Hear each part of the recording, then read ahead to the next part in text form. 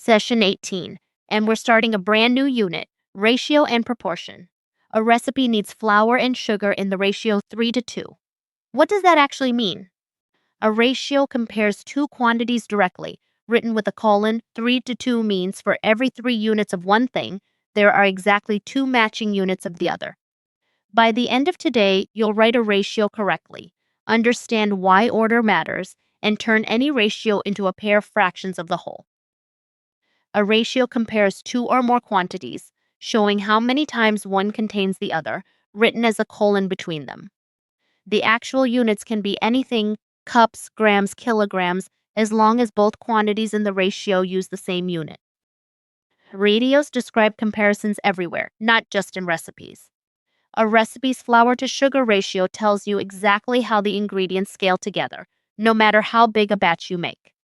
Mixing paint or diluting squash with water both rely on keeping a fixed ratio between the two ingredients. Even describing a class as having a certain ratio of boys to girls is a ratio comparison. Why does this matter? Because a ratio written the wrong way round means something completely different. 4 to 5, boys to girls, is not the same as 5 to 4. Always match the order to how the question names the quantities. It also connects straight back to fractions. A ratio is really just a fraction comparison, written in a different notation. A recipe uses flour and sugar in the ratio 3 to 2. What fraction of the mixture is flour, and what fraction is sugar? Add the parts together to find the total. 3 plus 2 is 5 parts altogether. Flour is 3 of those 5 parts, so it's 3/5 of the mixture. Sugar is the remaining 2/5. Here's why order matters. A ratio of boys to girls of 4 to 5 is completely different from girls to boys of 4 to 5. Boys to girls, 4 to 5, means there are fewer boys than girls. Girls to boys, 4 to 5, means the opposite, fewer girls than boys. Same two numbers, opposite meaning. A youth club has 15 boys and 10 girls. Write the ratio of boys to girls.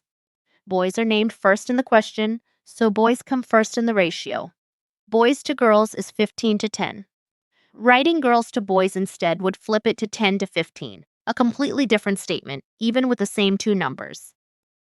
Complete example. A fruit bowl has apples to oranges in the ratio 4 to 3. Write both fractions and check they add to one whole. Total parts. 4 plus 3 is 7. Apples are 4/7 of the bowl. Oranges are 3/7. Checking. 4/7 plus 3/7 is 7/7, exactly one whole, confirming nothing was missed. A ratio written A to B is not the same as B to A.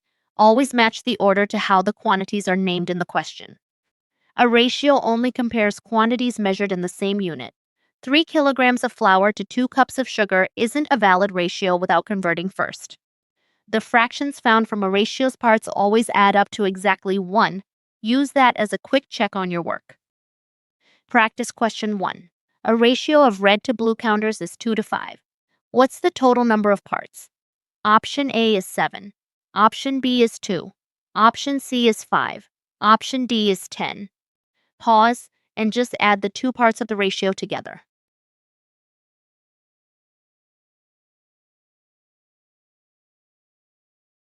Option A is correct, 7. Total parts is 2 plus 5, 7. Practice question 2. In a ratio of cats to dogs of 3 to 4, what fraction of the animals are dogs? Option A is 4/7. Option B is 3/7. Option C is 4/3. Option D is 3/4. Pause and find the total number of parts first.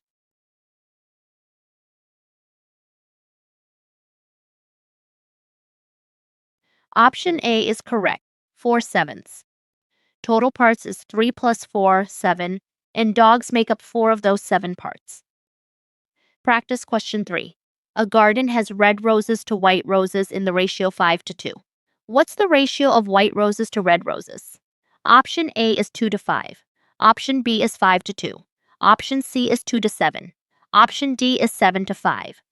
Pause, and remember reversing the quantities reverses the ratio.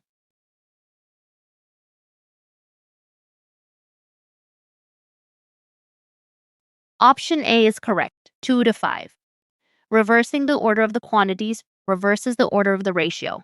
White to red is 2 to 5. Let's wrap up. A ratio compares two quantities in a fixed order, written A to B. Swapping the order changes the meaning completely. Splitting the total into A plus B equal parts turns a ratio directly into a pair of fractions of the whole. And those fractions always add up to exactly 1, a quick, reliable check. Keep going with Year 7 Maths at bridge2exam.com.